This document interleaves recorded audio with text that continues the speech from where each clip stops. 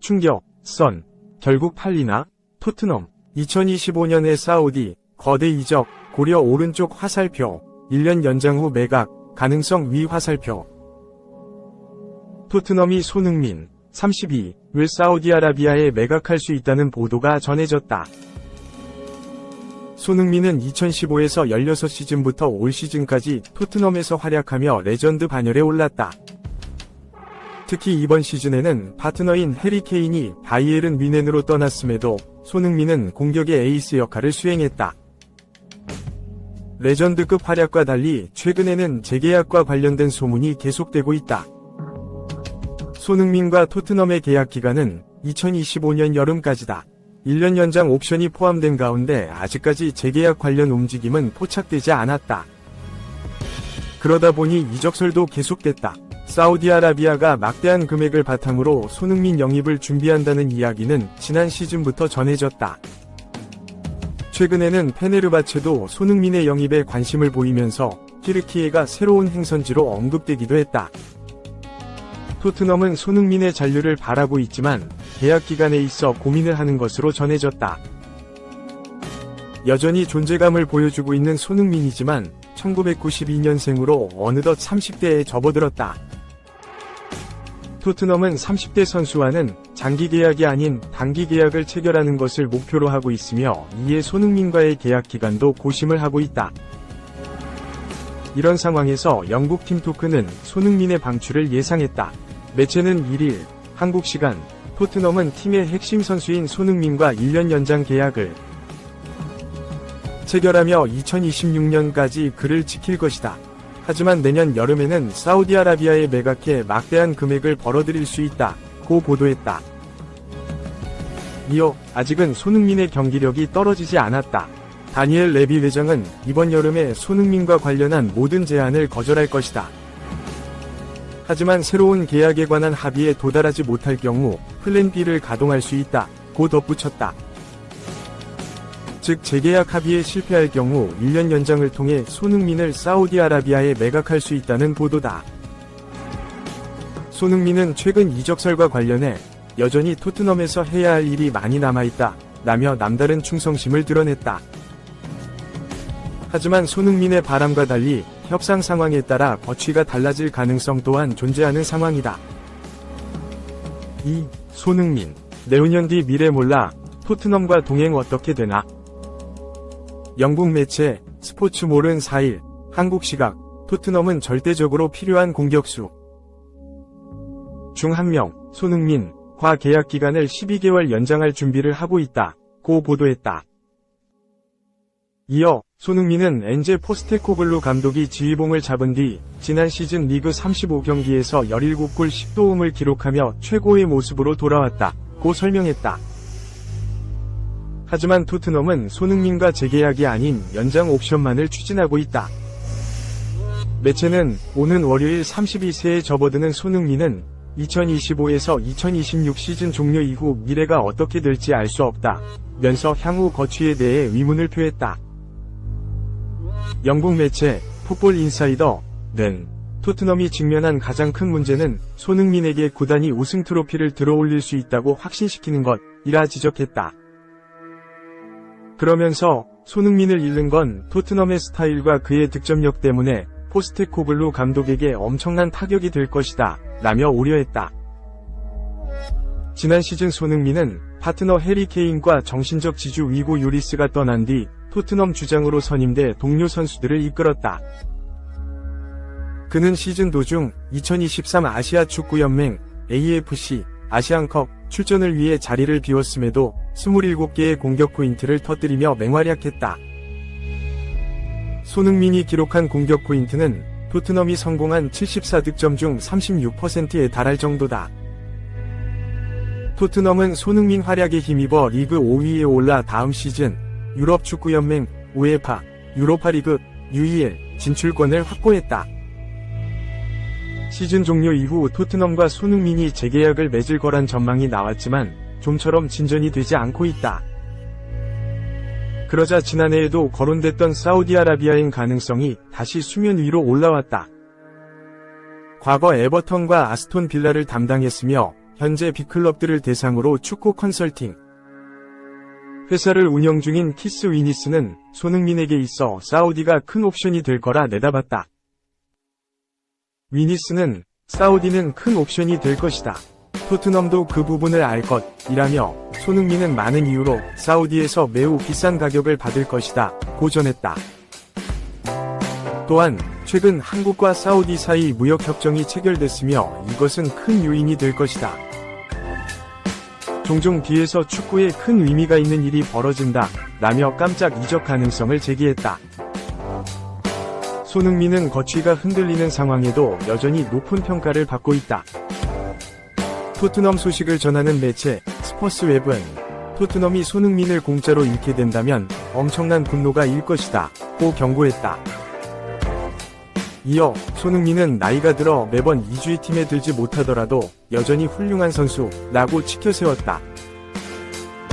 재계약과 연장 옵션 중 토트넘이 손흥민과의 동행을 어떻게 이어갈지 관심이 쏠린다. 375억 조. 토트넘 욕심에 손흥민과 계속 뛸 수도. 연봉 30억 합의 끝났는데 AC 밀란행 제동. 영국 공영방송 BBC는 5일 이하 한국 시간 AC 밀란은 에메르송 영입에 관심이 있지만 토트넘은 싸게 팔 생각이 없다. AC 밀란은 에메르송을 1000만 파운드, 약 176억 원에 영입하려고 했는데 토트넘은 더 높은 가격을 원한다 고 주장했다. 토트넘은 2500만 유로, 약 373억 원 정도를 원하는 것으로 알려졌다. 경쟁력을 증명하지 못한 에메르송은 브라질 국가대표 출신으로 바르셀로나에 입성하며 유럽에 왔는데 제대로 뛰지 못하고 레알 베티스에서 활약했다. 베티스에서 뛰며 스페인 라리가 정상급 라이트백으로 분류됐다. 바르셀로나로 돌아간 에메르송은 바로 토트넘으로 이적해 눈길을 끌었다.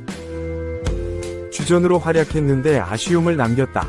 경기력이 좋을 때도 있으나 이어가지 못했다. 토트넘 우측 수비 잔혹사를 이어가면서 신뢰감을 잃어갔다.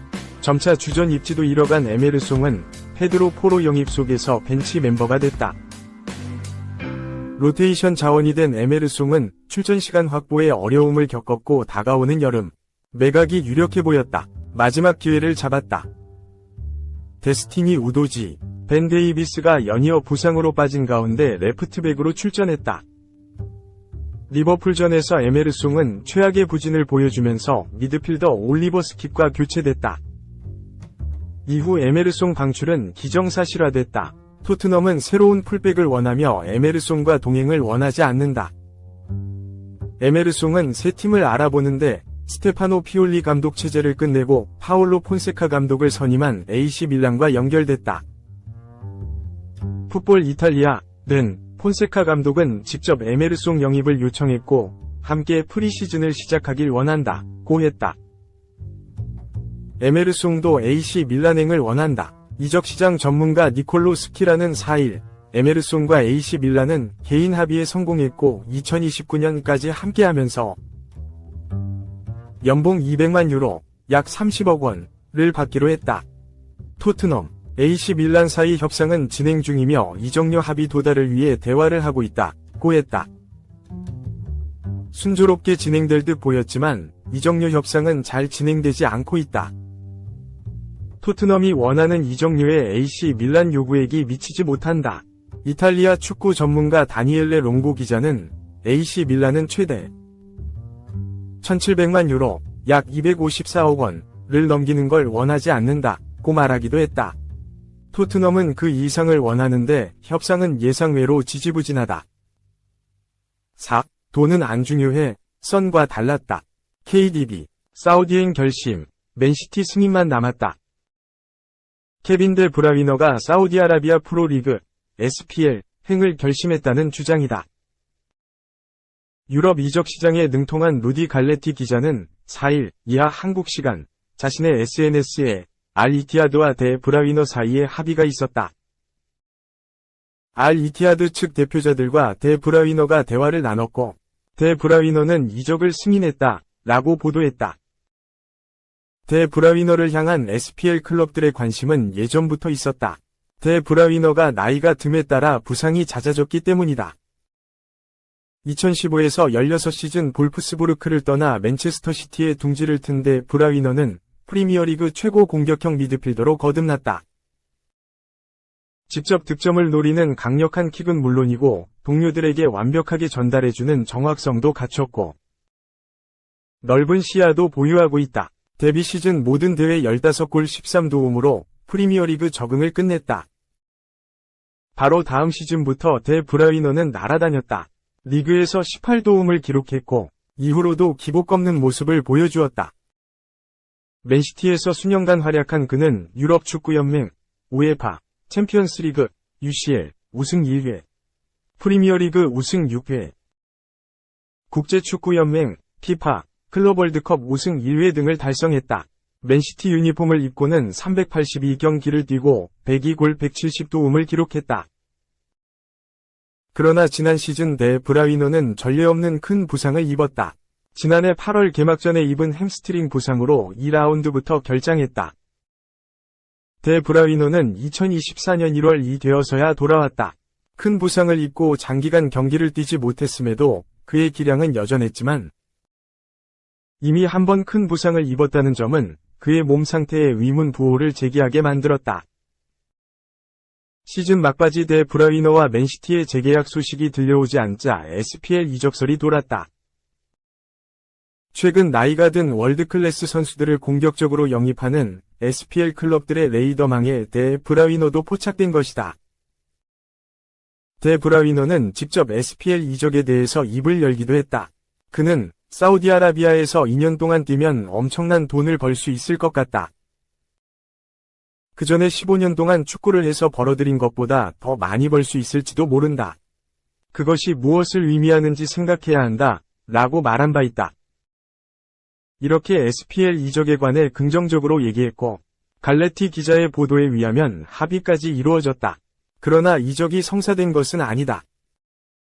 갈레티 기자는 이어 이제 맨시티의 승인이 남아있고 이적에 열려있다. 라고 덧붙였다. 선수도 이적을 승인했고 맨시티가 승인만 하면 성사되는 듯하다.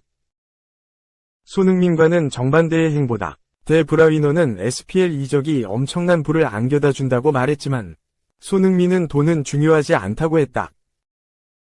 그는 돈은 지금 중요하지 않다. 아직 프리미어리그에서 이룰 것이 남아있다. 라고 말한 적이 있다.